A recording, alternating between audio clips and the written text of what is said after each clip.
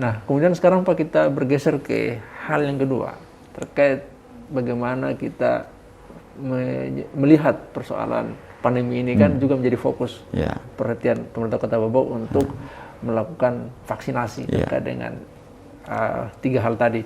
Dan saya kemarin membaca ada informasi bahwa dari target vaksinasi untuk nakes itu sudah mencapai lebih dari 100%. Ini kan berarti ada masa depan dari hal ini. Nah ini Bapak bisa gambarkan terkait dengan hal yang kedua tadi Pak. Ya tentu ini masa pandemi dan salah satu upaya pemerintah adalah di samping melakukan penanganan pandeminya juga bagaimana melakukan vaksinasi. Nah ya terima kasih itu data-data yang sudah kita peroleh.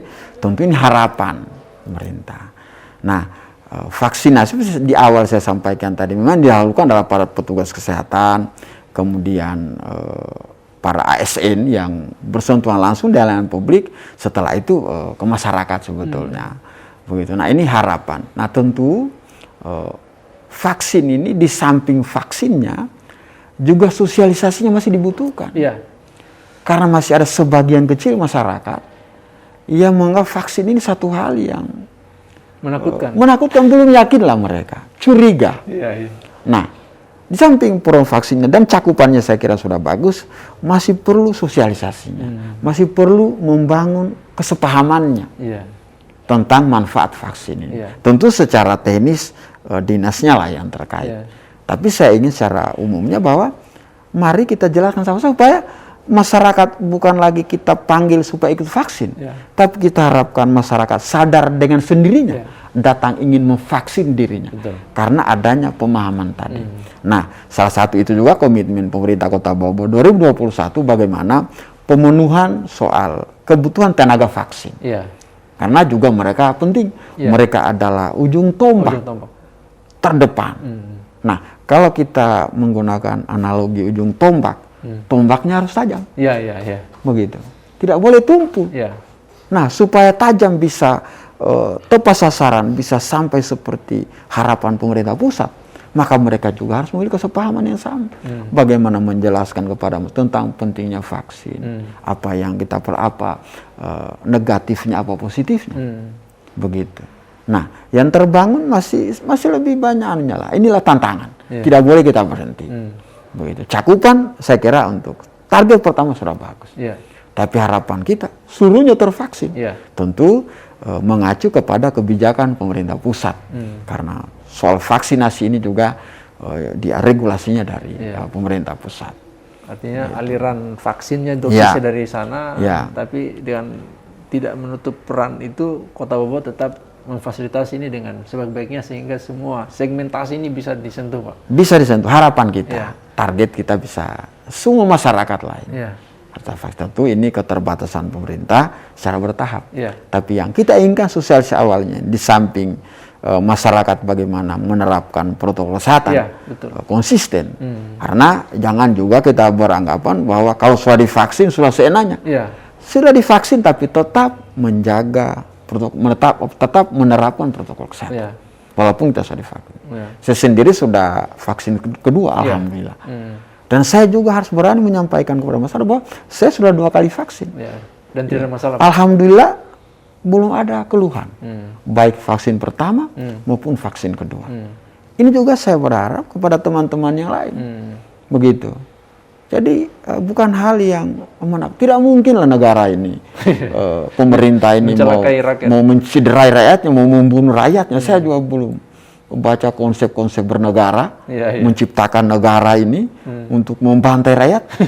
Belum pernah juga. Saya banyak teori-teori terbentuknya negara.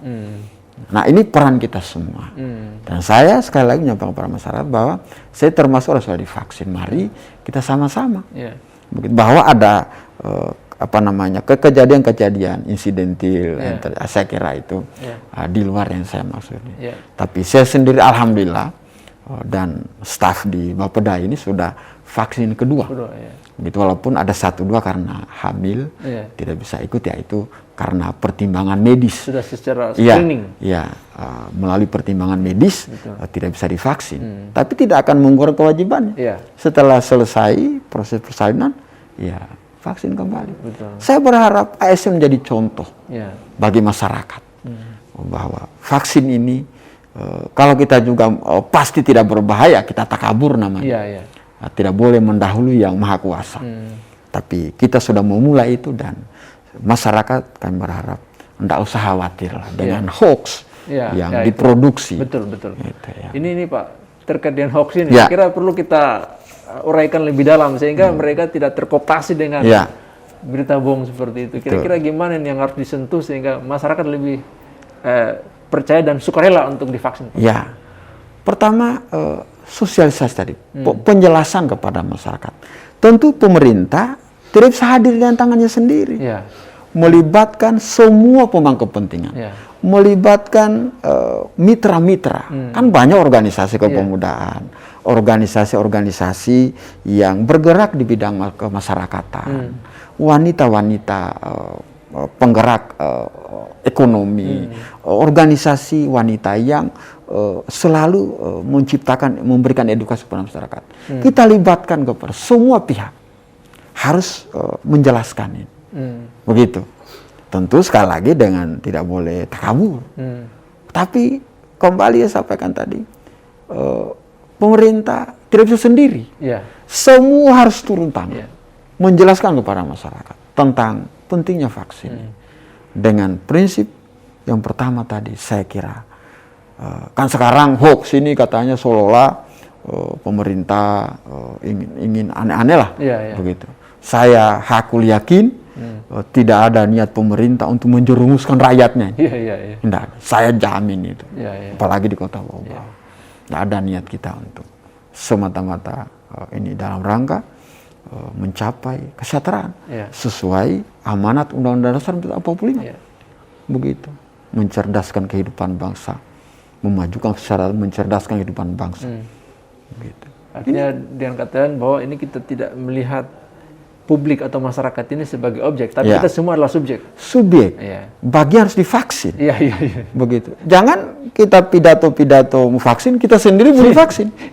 Kurang bijaksana lah. Begitu.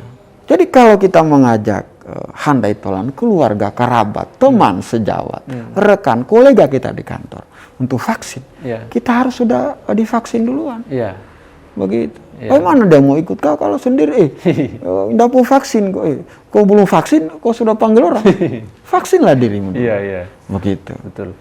Nah kemudian Pak, kita melompat ke hal yang ketiga terkait dengan jaminan jaring pengaman sosial.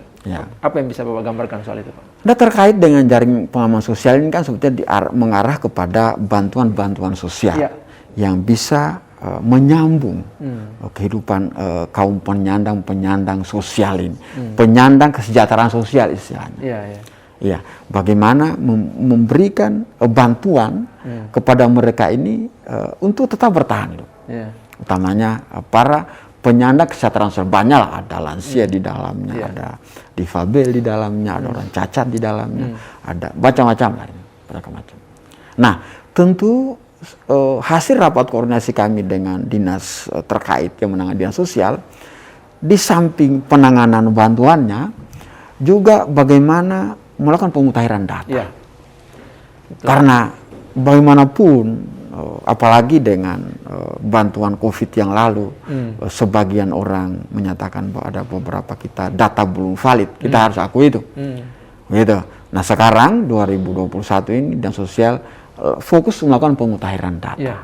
Dimutahirkan datanya. Bukan datanya tidak benar, tapi mungkin bisa saja dalam kurun waktu tertentu tiba-tiba dia menang lotre dia.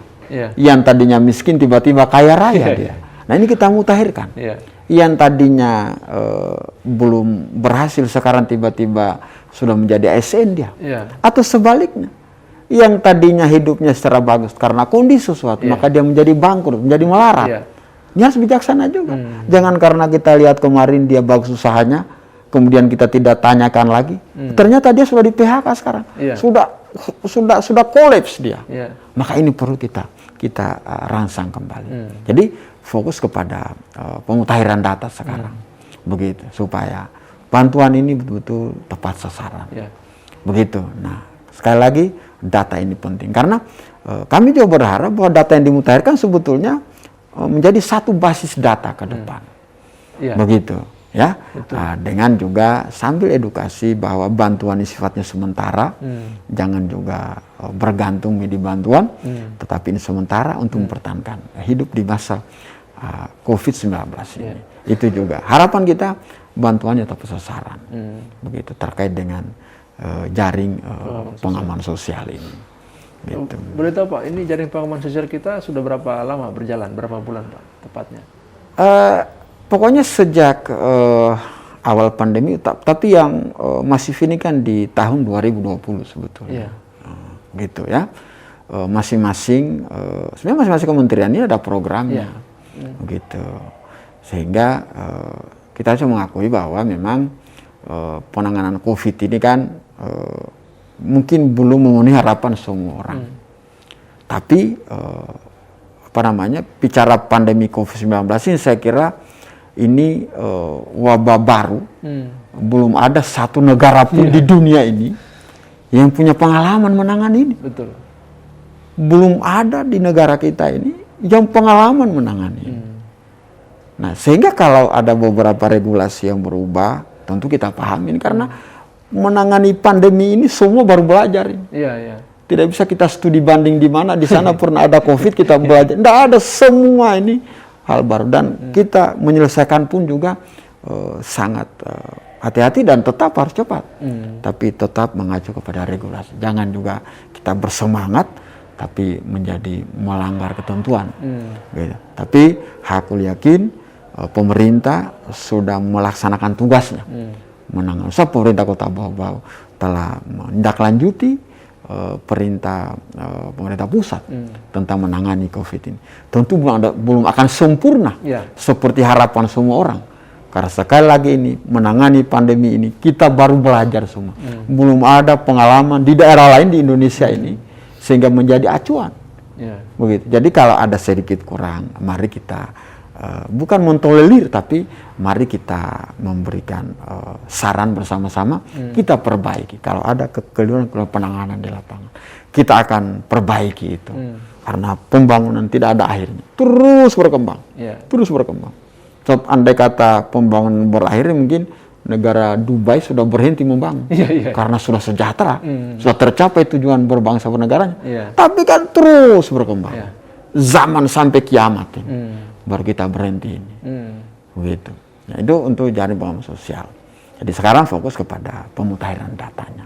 Tetapi bantuan tetap harus kita berikan karena data awalnya sudah ada, tinggal dimutakhirkan. Artinya tidak ada lagi terkait tadi double data dan harapan kita. Sehingga dengan pemutakhiran data ini bisa tersentuh semua ya. Tersentuh semua. Bisa mendapatkan bantuan itu. Dan tepat sasaran tadi itu. Begitu. Ini Pak tidak terasa. Hampir 1 jam kita diskusi dengan beliau, dan ini sebenarnya lebih banyak hal-hal yang kita bisa mengelaborasi karena ini gagasan-gagasan dari beliau ini sangat inovatif dan bisa mencerahkan kita semua untuk diterapkan dalam kondisi kita saat ini. Nah, sebagai closing statement Pak, apa yang Bapak mau sampaikan terkait dengan hal yang sekarang terjadi dan berkembang saat ini? Ya, pertama dalam situasi COVID-19 dan fokus kepada pembangunan 2021 ini, mari kita membangun optimisme yang sama. Harus optimis dalam membangun. Tidak boleh kita frustrasi.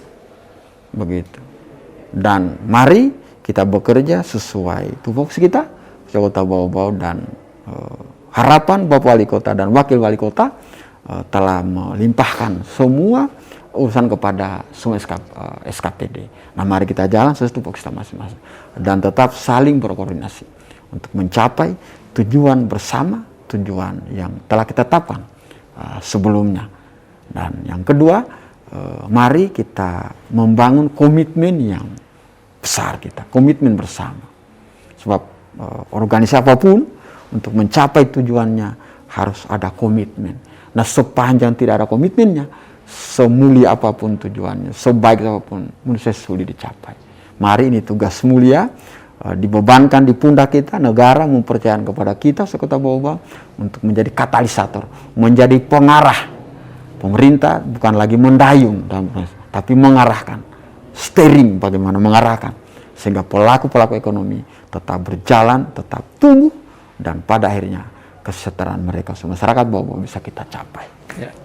Apa yang beliau sampaikan ini sangat bernas sekali, dan tidak salah memang beliau didapuk sebagai kepala Bapeda Kota Bau-Bau karena banyak insight, banyak poin-poin penting yang bisa kita petik dari apa yang beliau sampaikan tadi, dan ini semoga bisa menambah daya ungkit dan optimisme kita dalam menjalani kehidupan apalagi di tengah kondisi pandemi saat ini. Ini yang dapat kami sampaikan pada kesempatan yang berbahagia ini, dan semoga dari segmentasi selama 1 jam dengan Kepala Bapeda bisa semakin mencerahkan dan menambah wawasan kita semua untuk melihat dinamika Kota Bau-Bau ke depan yang lebih maju lagi. Terima kasih Pak atas waktunya. Sama-sama. Assalamualaikum warahmatullahi wabarakatuh. Waalaikumsalam warahmatullahi wabarakatuh.